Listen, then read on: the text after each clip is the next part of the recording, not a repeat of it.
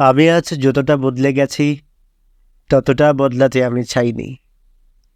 এই বদলে যাওয়ার কারণে হয়তো তোমার কাছে পাইনি। তুমি যদি বদলাতে পারো তবে আমি কেন নয়? সময়ের সাথে চলতে গেলে একটু বদলাতে হয়। কীট বদলায় হয় প্রজাপতি, গিরগিটি বদলায় রং। আমার বদলানোই কেবল তোমার চোখে লাগছে অন্যরকম। কত কিছু বদলে গেল, কই কেউ তো কিছু কয় না।